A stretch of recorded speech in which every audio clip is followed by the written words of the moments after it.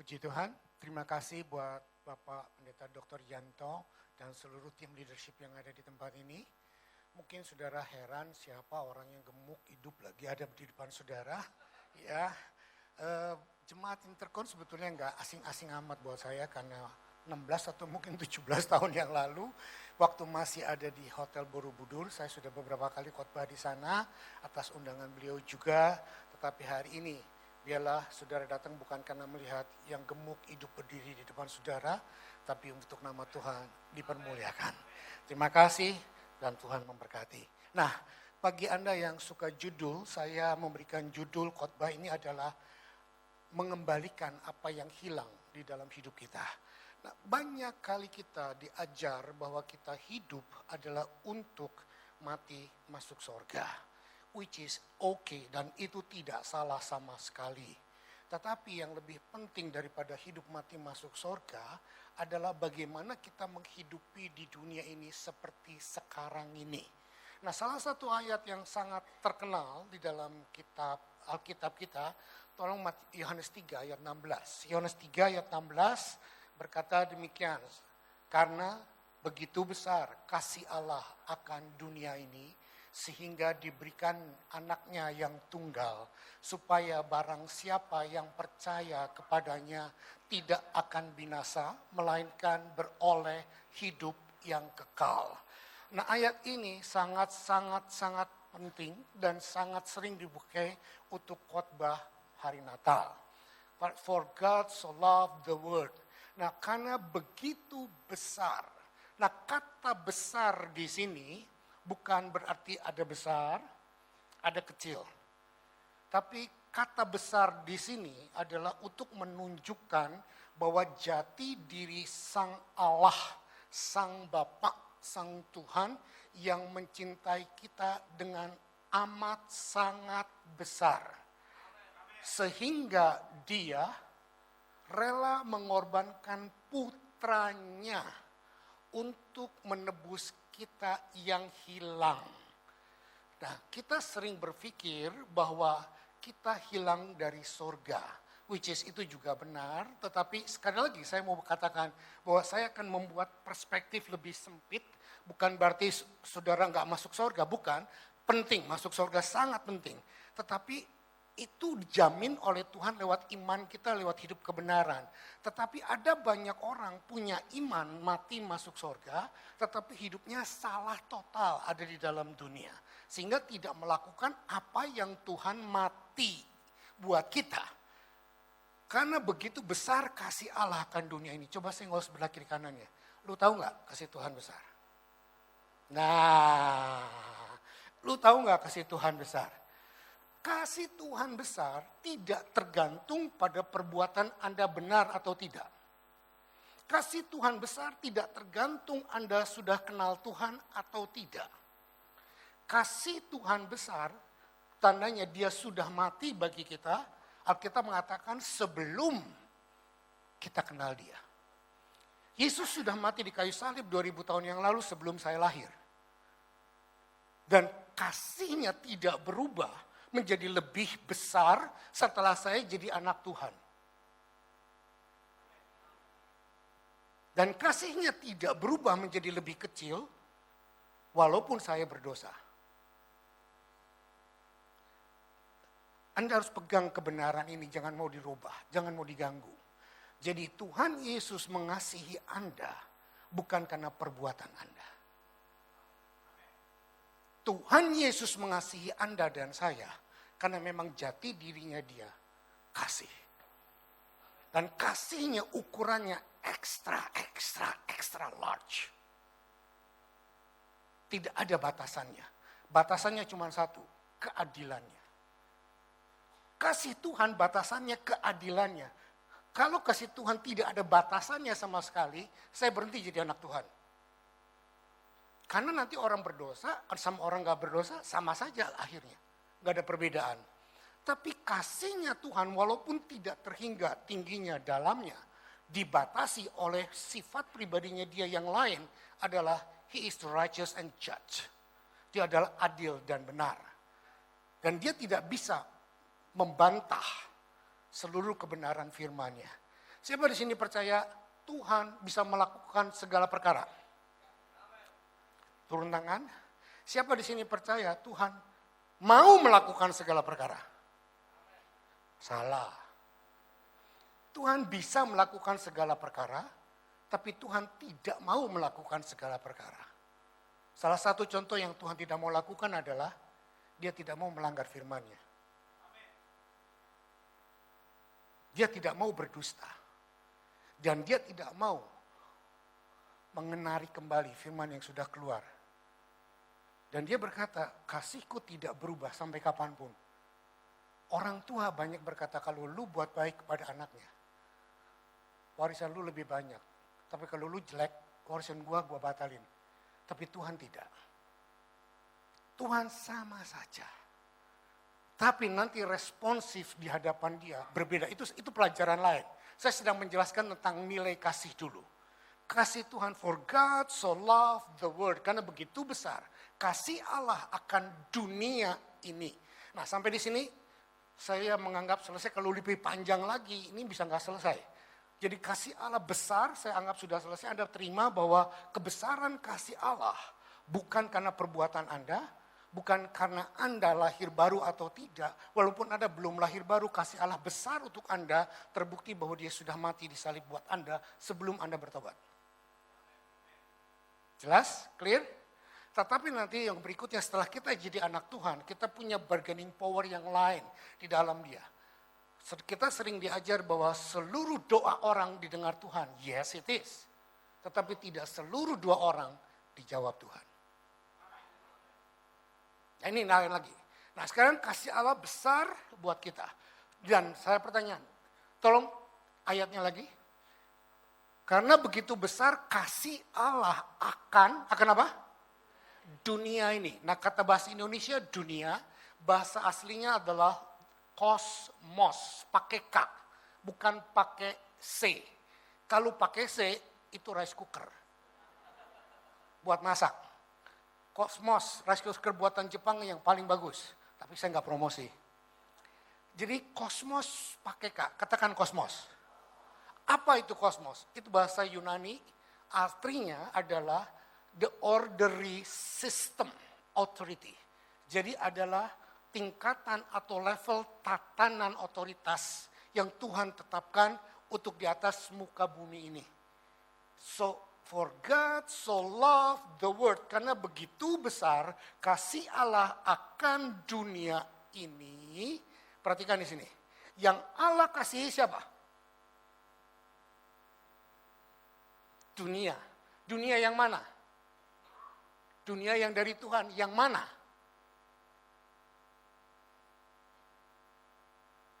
Kita seringkali shortcut. Tuhan mencintai dunia. Dan banyak kita diajar karena Tuhan mencintai dunia karena di dalam dunia ada kita. Betul, tapi tidak 100%. Kosmos artinya adalah tatanan kehidupan yang Tuhan ciptakan. Di dalamnya adalah the crowns of creation, puncak daripada penciptaan. Itu adalah kita, manusia. Dan kita sering jumping, loncat jauh. Kita nggak tahu startnya, tahu-tahu kita mula-mula, nggak tahu startnya, tahu-tahu kita sampai finish. Sudah finish bilang, Tuhan sangat mencintai saya. Itu sebabnya Tuhan rela mati buat saya. Dan saudara nggak bisa jelaskan kenapa. Sekarang hari ini saya berusaha untuk dalam waktu setengah jam ini mau menjelaskan kepada Anda bahwa Tuhan mencintai Anda dan saya adalah dengan satu sistem yang sangat luar biasa, yang membuat dia rela Bapa di sorga kirimkan anaknya mati di atas kayu salib untuk memulihkan apa yang hilang dari hidup manusia. Anda pernah nggak berpikir bahwa Anda akan memberikan apa yang Anda tidak punya? Atau Anda akan kehilangan apa yang Anda tidak miliki? Nangkap gak sih maksud saya? Pernah gak Anda berpikir bahwa aku kehilangan apa? Gak tahu. Sakit jiwa. Kita tidak mungkin kehilangan yang tidak pernah kita miliki. Nah, Adam tidak kehilangan sorga. Kan Adam tidak pernah diciptakan di sorga. Adam kehilangan hak untuk hidup memerintah di bumi seperti di sorga. Dan itu yang Tuhan Yesus kembalikan. Untuk orderly system. Nah, untuk itu saya sangat percaya, ini iman saya, saudara boleh nggak setuju, bahwa saya percaya landasan dari kebenaran Alkitab yang paling dasar, fondasinya adalah kitab Kejadian. Di dalam kitab Kejadian kita bisa belajar seluruh rencana Tuhan dari A sampai Z. Dan karena itulah sebetulnya rencana Tuhan semula menciptakan langit dan bumi. Nah, kita lihat sekarang. Kita lihat dalam kitab Kejadian pasal yang ke-1 ayat yang ke-31. Saya lompat langsung ke crown-nya. Kejadian 1 ayat 31. Saya minta kita baca sama-sama ya, biar nggak ngantuk. Lihat sebelah kiri kanan yang ngantuk nggak? Kalau ngantuk cubit, yang keras cubit. Ya, jangan berani-berani lu ngantuk, dia datang jauh-jauh dari Sydney lu ya, tau nggak bilang gitu. Ya, oke, 2, 3. Maka Allah melihat segala yang dijadikannya itu sungguh amat baik. Jadilah petang dan jadilah pagi, itulah hari yang ke-6. Hari keberapa manusia diciptakan? Hari ke-6. Nah, ini yang saya sebut tadi dengan sebutan crown of creation. Banyak para pengajar, para penyembah Tuhan berkata bahwa manusia adalah masterpiece daripada ciptaannya Tuhan. Anda tahu masterpiece? Masterpiece, nah manusia membuat batasan sendiri. Bahwa masterpiece dalam sejarah hidup manusia paling cuma 1 atau 2 seumur hidup manusia melakukan atau memproduksi masterpiece. Kalau Anda percaya, Anda sudah dibatasi dengan dalil yang diciptakan oleh manusia. Saya mau tanya, Anda masterpiece-nya Tuhan bukan? Yang masterpiece-nya Tuhan angkat tangan. Yang nggak ngerti? Saya nggak ngerti Pak, terserah lu aja, lu yang khotbah. Ya kan? Nah, ada berapa banyak masterpiece-nya Tuhan?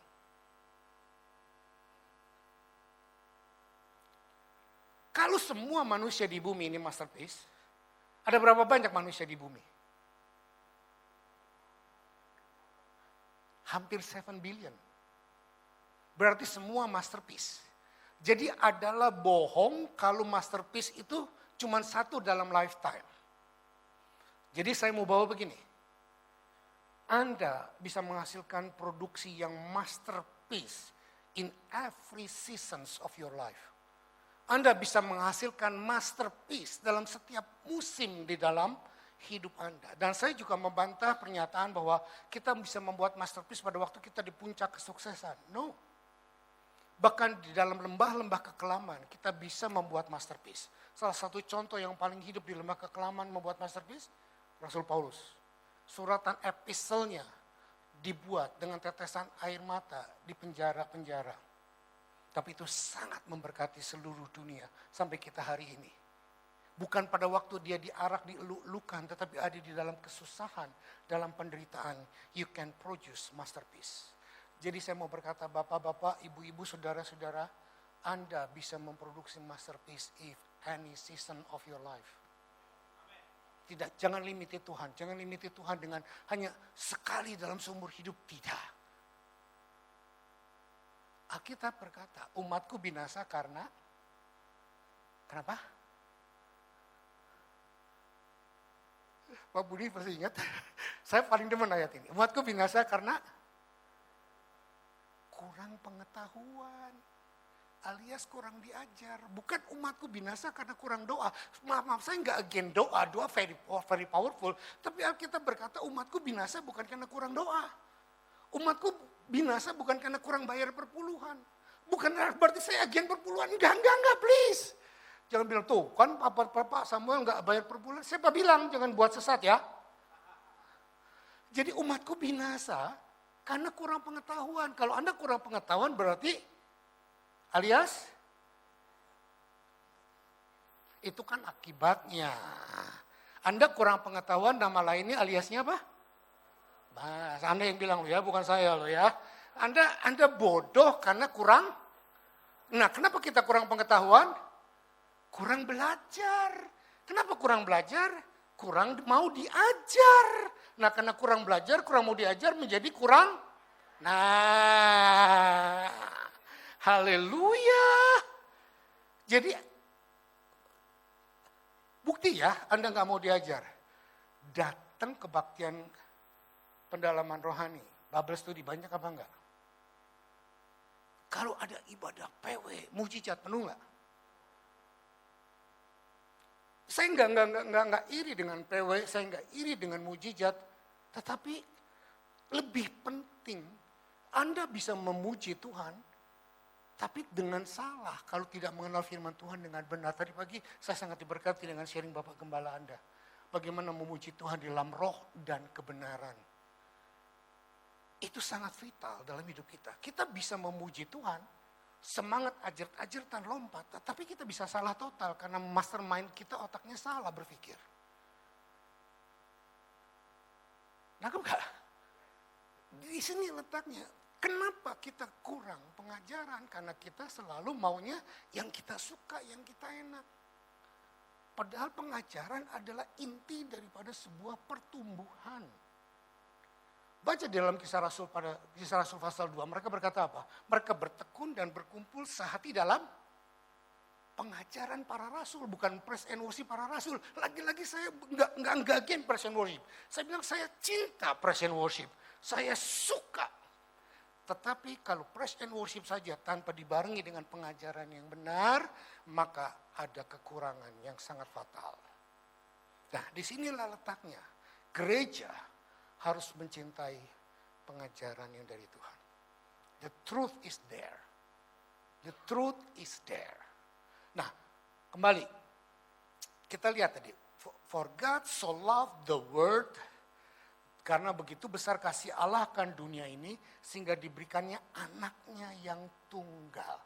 Jadi Tuhan membuat barter, membuat redemption, membuat penebusan kehidupan anaknya dengan dunia ciptaannya. Sehingga tadi dalam Kejadian 1 ayat 31 dikatakan bahwa, coba tolong Kejadian 1 ya, maka Allah melihat segala yang dijadikannya itu sungguh amat baik.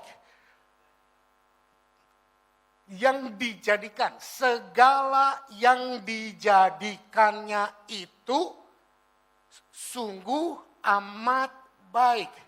Jangan dikurangi kata-katanya. Jadi yang dibilang oleh Tuhan sungguh amat baik, apakah cuma hari ke-6? Bukan. Semua, sejak mulai hari pertama sampai hari kedua, ketiga, keempat, sampai keenam, sehingga ayat ini berkata bahwa maka Allah melihat segala yang dijadikannya. Segala yang dijadikannya. Katakan, segala yang dijadikannya sungguh amat baik. Naik sedikit tolong multimedianya Kejadian 1 ayat 26 sampai 28. Kita lihat apa itu yang dijadikannya sungguh sangat baik oleh Tuhan. Inilah letaknya. Kejadian 1 ayat 26. Yuk kita baca.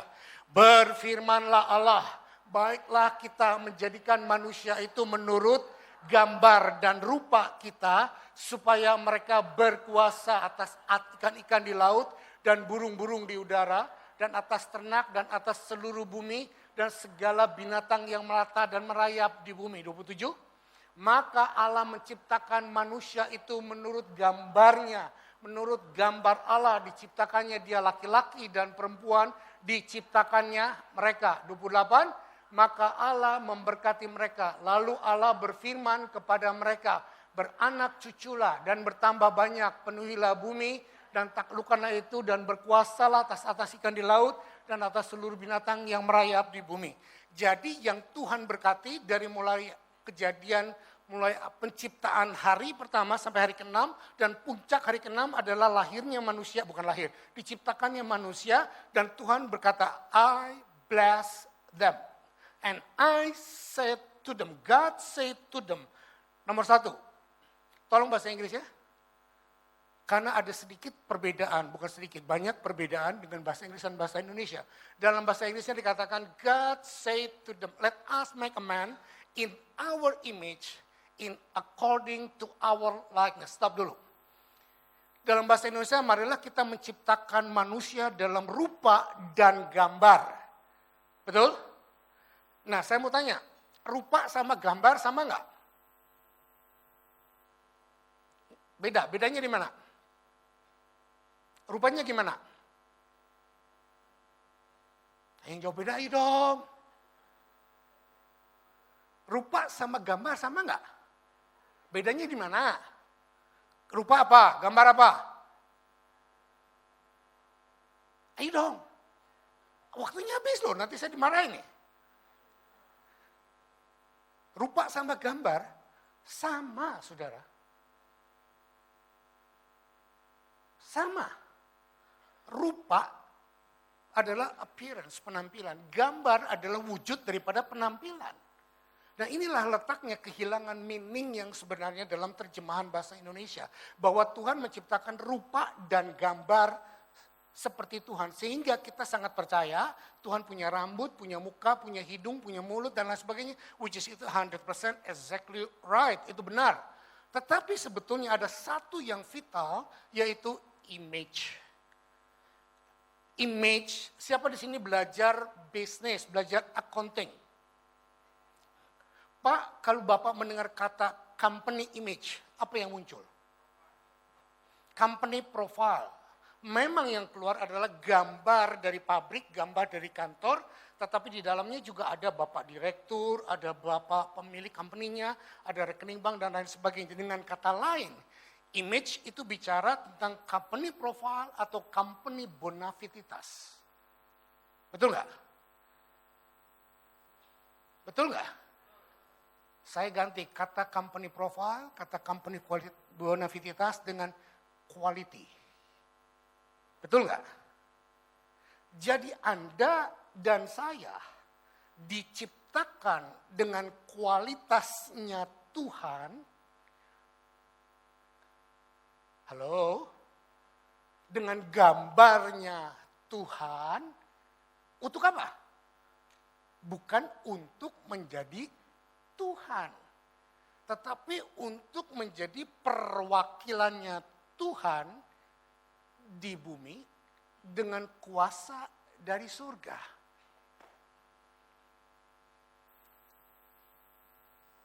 Are you with me? Ini lo yang Tuhan bilang. Aku menebus ini dengan darah anakku.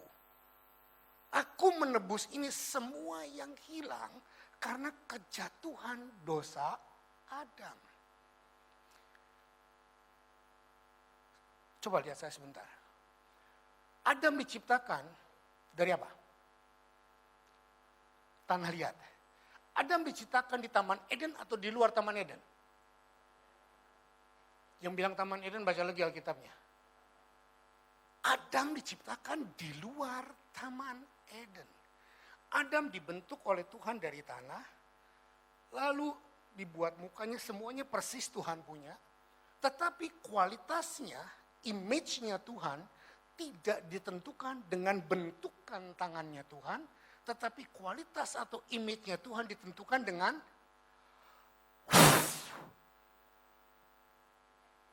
Tuhan menghembuskan ruah, nefas hayai Ibraninya. Dikatakan pada waktu manusia diciptakan dari tanah liat dan Tuhan membentuk sesuai dengan fisikal tubuhnya, tetapi untuk menghidupkan ciptaannya dia ini, Tuhan mendepositokan rohnya sendiri. Ruah Adonai. Rohnya Tuhan ada di dalam diri kita. Sehingga kita, istilah sekarang komputer, compatible. Bisa nyambung dengan channel kerajaan sorga. Kalau Anda dan saya tidak punya rohnya Tuhan, Anda tidak bisa punya alat untuk mendeteksi frekuensinya sorga.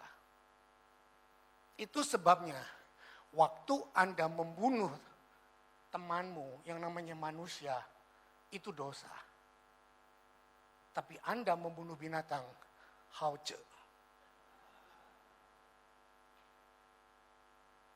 Are you with me? sadarilah bahwa di dalam diri Anda ada masterpiece-nya Tuhan, baik secara appearance maupun secara kualitas. Dan waktu Adam jatuh dalam dosa, ini hilang dari Adam.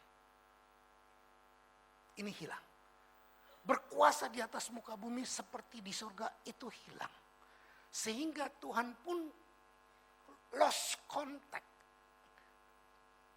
Adam sembunyi dari hadirat Tuhan dan dia mencari daun-daun ara menutupi alat-alat kemaluannya. Saudara dengar, itu sebabnya setiap manusia yang berdosa, kalau lagi buat salah, ada Bapak Gembala datang, lari enggak? Sembunyi enggak? Lagi holy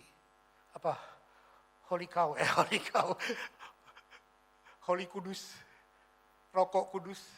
Begitu Bapak Gembala datang, shh. Kenapa kita mesti takut? Karena integritasnya hilang. Karena rasa kejujurannya hilang. Ada sense of guilty di dalam diri kita yang mau kita sembunyikan. Tapi apa Tuhan marah? Enggak. Tuhan tidak marah. Apa Tuhan tidak tahu Adam bersembunyi? Yes, Tuhan tahu. Tapi kenapa Tuhan berkata, Adam, where are you? Tuhan mau setiap kita yang jatuh dalam dosa, gak usah lari. Datang hampiri dia. Bicara kepada dia. Lord, I'm sin. I fell. Aku gagal. Aku najis. Dan jangan pernah berpikir Tuhan akan marah. Nah, Tuhan tidak marah waktu Adam jatuh dalam dosa. Goblok lu, udah gue bilangin lu gak ngerti, gak tahu sih. Tuhan tidak seperti itu. Tuhan bilang, siapa yang ngasih tahu kamu telanjang? Saudara, di hadapan Tuhan, telanjang tidak malu. Dan itu hanya dimiliki oleh suami istri yang sah di hadapan Tuhan. Tetapi sekarang, banyak sekali bukan suami istri yang sah, telanjang, tidak tahu malu. Di sini nggak ada. Di sini nggak ada. Di sana sini banyak.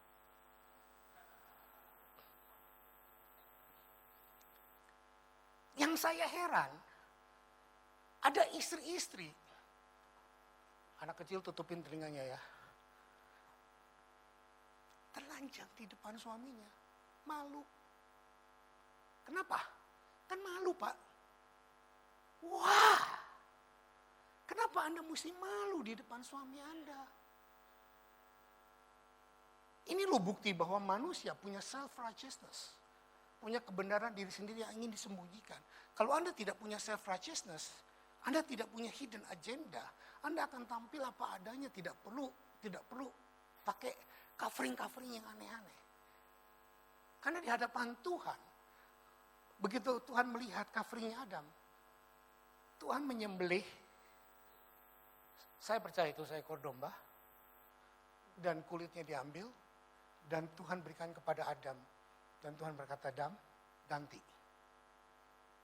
Saudara tahu kenapa daun ara atau pohon ara, kayu atau daun selalu bicara tentang perbuatan manusia. Di dalam pelajaran tabernakel, semua alat-alat termasuk tabut perjanjian, bawahnya dibuat dari kayu yang dilapis emas. Yang di depan di pelataran kayu dilapis tembaga. Yang di ruang suci kayu dilapis silver. Itu semua ada artinya secara pengertian rohani. Tapi ada kayunya, ada oknumnya. Saya mau ngomong begini. Without God, we cannot. Tanpa Tuhan, kita nggak bisa buat apa-apa. Without us, God will not. Tanpa kita, Tuhan tidak mau buat apa-apa. Nangkep gak? Jadi kita berharga karena memang kita didesain, diciptakan untuk berkuasa di atas muka bumi seperti di surga. Saya di jemaat saya banyak. Waktu masih baru kerja, baru bisnis. Dia bilang, gimana ya? Susah nih, kita nggak punya apa-apa. Doa, datang doa fajar. Oh, di sana nggak ada doa fajar, di sini doa fajar. Datang doa fajar, datang datang segala macam, semua kegiatan gereja datang. Begitu mulai diberkati, hilang satu. Begitu diberkati lagi, lama-lama hilang. Semua dari gereja pun sebulan sekali hilang. Lama-lama Tuhan garuk kepala kan. Belum diberkati, rajin banget. Sudah diberkati, ngilang. Kalau ditanya sama gembalanya, kemana? Ngurusin berkat Tuhan. Kan itu juga mesti diurusin toh. Kalau nggak diurusin kan nanti salah lagi. Alasannya rohani banget kan? Tapi di sini nggak ada. Ya, di sini nggak ada yang kayak gitu. Sini semua rajin doa fajar, ya Pak Dokter ya. Sini semua rajin doa fajar, rajin datang komsel, datang rajin, luar biasa. Jemaat yang sangat diberkati Tuhan. Nah, tapi di tempat saya banyak yang kayak gitu. Nah, saudara lihat, waktu kita nggak punya apa-apa, kita setia. Tapi waktu kita punya apa-apa, kita berubah setia. Jadi yang Anda cari, maaf, bukan cari Tuhannya, tapi cari yang Tuhan miliki. Pemberian-pemberiannya. Termasuk mujizat, kesembuhan, berkat. Nggak salah. Itu tidak salah. Tapi kalau Anda cuma lakukan itu, Anda akan dapatkan apa yang Anda dapatkan. Tapi Anda tidak akan pernah mengalami satu namanya satisfaction, kekuatan, dan kepuasan untuk hidup dengan Tuhan yang sangat intim. Hey, I tell you the truth. Jesus come on earth. Tuhan datang ke muka bumi bukan untuk memulai kekristenan. Tuhan datang ke atas muka bumi untuk memulai satu hubungan, relationship. Dan hubungan relationship itulah yang dikatakan dalam Efesus pasal 5. Bahwa hubungan Tuhan dengan jemaatnya seperti hubungan suami istri. Rahasia ini besar katanya. Tetapi yang aku mau katakan adalah mengenai hubungan suami istri seperti Tuhan dengan mempelainya, dengan jemaatnya. Kenapa Tuhan mengatakan hubungan yang paling indah, yang Tuhan mau, yang Tuhan ilustrasikan, hubungan kita dengan dia adalah seperti suami istri. Ya karena tadi hubungan dengan Tuhan itu naked without shame. Jadi kita nggak perlu jaim di depan Tuhan. Datang apa adanya sama Tuhan. Kalau kita jatuh, bilang Tuhan aku jatuh. Kalau kita lagi lemah, Tuhan bilang aku lemah. Kalau kita, apapun yang kau rasakan, you can tell him the truth. Dan tanpa engkau mengatakan yang sebenarnya, Tuhan sudah tahu kok. Ya Pak ya? Waktu kita melakukan ini, maka saya mestinya menjelaskan kejadian 1 sampai kejadian 1 ayat 25 tentang bagaimana Tuhan melakukan ini, tapi karena nggak ada waktu, saya cut. Sekarang saya mau masuk ke dalam kejadian 3 ayat 23 dan 24. Kejadian 3 ayat 23 dan 24. Lalu Tuhan Allah mengusir dia dari Taman Eden supaya ia mengusahakan tanah di mana ia. Nah, ini yang Adam hilang. Adam tidak hilang surga. Kenapa? Karena Adam tidak diciptakan di surga. Bukan berarti saudara tidak boleh mati masuk surga. Aduh, jangan salah ngerti. Adam diciptakan oleh Tuhan dengan tanah liat, dihembuskan napas, tapi di luar Taman Eden. Betul nggak? Lalu sama Tuhan, setelah Tuhan membuat Taman Eden, bilang Taman Eden, bukan Taman Edan. Bukan Taman Edan, Taman Eden. Atau Firdaus, atau dalam Kitab Perjanjian Baru ada Abraham Bosom, pangkuan Abraham. Nah, ini waktu Adam jatuh dalam dosa, walaupun Tuhan sudah kasih semat untuk kulit binatang, tapi sebagai konsekuensi dari dosa, Adam ditarik keluar dari Taman Eden untuk mengusahakan tanah di mana dia diambil dan diciptakan, which is earth, bumi ini sekarang. Nah, yang Tuhan bilang dalam Yohanes 3 ayat 16, bahwa for God so loved the world, kan begitu besar kasih Allah akan dunia ini, sehingga dia memberikan anaknya yang tunggal adalah untuk mengembalikan sang Adam untuk bisa hidup kembali di Taman Eden. Itulah Taman Eden itu adalah hadirat Allah yang sempurna yang menaungi kita, yang membuat apa yang engkau kerjakan adalah merupakan kehidupanmu dengan Tuhan. Bukan cuma hadirat Allah di gereja. Tapi di rumahmu, di tempat bisnismu, dimanapun kau berada dalam hubungan suami istrimu, di karirmu, bahwa itulah your Firdaus, itulah your Eden. The Garden of Eden adalah hadirat Tuhan yang sangat intens, yang harus kita jaga. Sehingga pada waktu Adam diberikan Garden of Eden sebelum Adam jatuh dalam dosa, Tuhan bilang apa? Adam, peliharalah, rawatilah. Nah, untuk pelihara dan rawati ini, you need sacrifice. Oke? Nah, terus itu sebabnya Yohanes 3 ayat 16. Karena Allah begitu besar kasih Allah akan dunia ini, sehingga diberikannya anaknya yang tunggal, supaya yang percaya kepada dia tidak binasa. Nah, binasa itu artinya adalah mengikuti cara berpikir orang-orang yang tidak mengenal Tuhan. Walaupun di gereja ada datang ke gereja, tapi kalau dengar khotbah terlalu sopan orang-orang seperti itu. Sopannya gimana? Itu menghormatin saya lebih dari 3-4 kali gitu loh. Padahal hormat saya cukup sekali aja gitu loh. Nggak usah berkali-kali gitu loh. Cukup sekali aja. Coba lihat sebelahmu, mulai nggak ada yang matanya mulai redup-redup. Kalau udah mulai redup-redup, keplok gitu loh ya. Bangun. Lihat tuh, kasihan pendetanya udah keringetan lo, gemuk lo, keringetan lo. Ya, saudara lihat. Jadi for God so love the world. The world-nya apa? Tuhan ciptakan semuanya untuk kita menjadi penguasa, have dominion on earth. Ini loh, kekuasaan Adam hilang atas muka bumi ini pada waktu dia jatuh dalam dosa, sehingga dia harus dikeluarkan dari Taman Eden. Itu sebabnya Bapak Gembala tadi pagi menjelaskan sangat bagus sekali bahwa kita perlu menyembah Tuhan dalam roh dan kebenaran. Itu setelah kita ada di luar Garden of Eden. Tetapi pada waktu Adam di Garden of Eden, Adam tidak perlu menyembah Tuhan, Adam tidak perlu praise and worship, Adam tidak perlu puasa untuk ketemu Tuhan. Halo? At any time, Adam bisa ketemu dengan Tuhan, berdialog. Sepanjang jalan kenangan, kita selalu bergandeng tangan. Tercatat di dalam Alkitab, Tuhan dan Adam berjalan-jalan di udara sejuk. Di mana? Di Garden of Eden. Dan Adam tidak perlu membuat korban bakaran, korban persembahan, karena waktu itu belum ada dosa. Ini yang Tuhan pulihkan. Kita tidak perlu lagi mempersembahkan segala sesuatu karena korban darahnya sudah dipikul oleh Yesus di atas kayu salib. Itu sebabnya Yesus di atas kayu salib dia berkata, it is finished.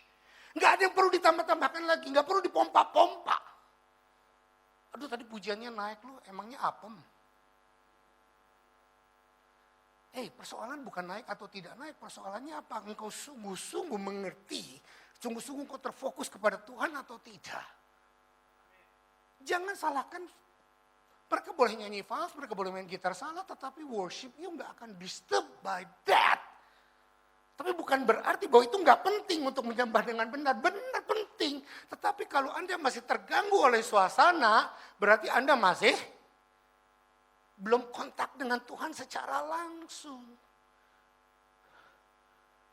Are you with me?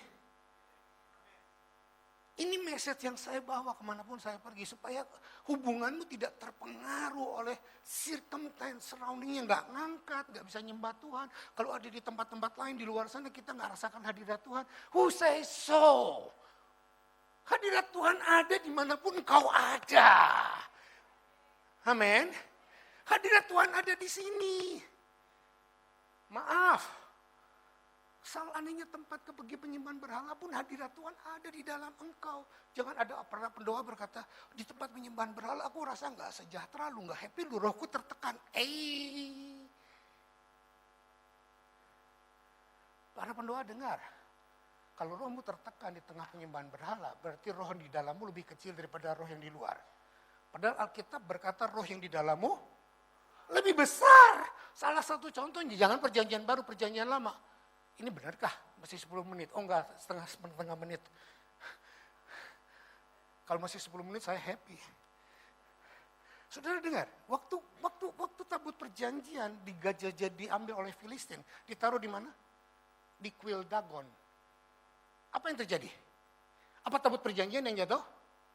Enggak, berhala Dagon kepalanya gelundung.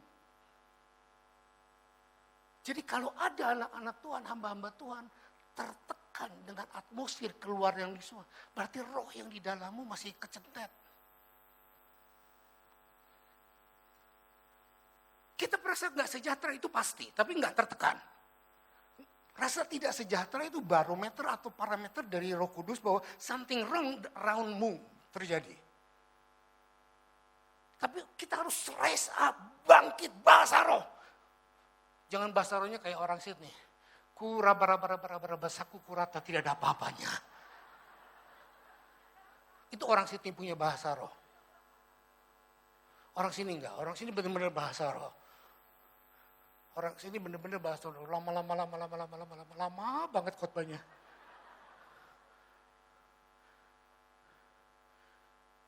Saudara dengar, banyak kali kita berbahasa roh. Karena kita nggak mengerti esensi dari bahasa roh itu. Hubungan roh kita dengan Tuhan.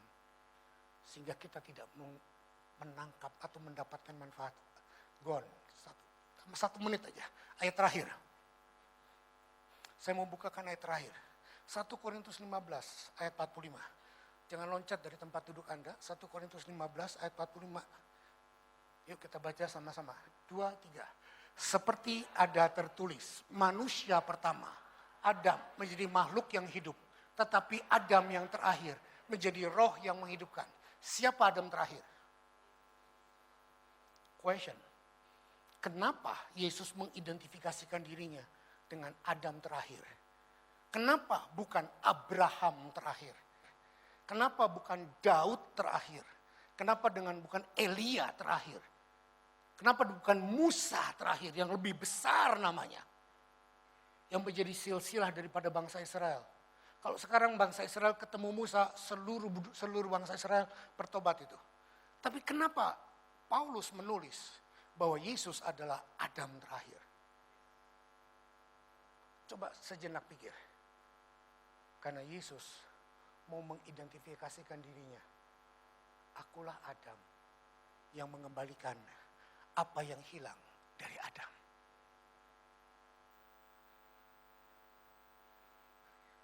Are you with me? Jadi Yesus mengidentifikasikan dirinya, I am the last Adam. So when you live in me, pada waktu engkau hidup di dalamku, engkau akan menikmati apa yang aku berikan dulu kepada Adam. Hidup di the Garden of Eden. Semua kekayaan, emas, perak, damar, bedola, mutiara, makanan, minuman, suami, istri, Tuhan sudah siapkan dan tidak kekurangan apapun. Dan Anda ada berkuasa di atasnya. Bukan Anda dikuasai olehnya. Karena Anda punya dominion atas seluruh ciptaan Tuhan yang lain. Tuhan memberkati.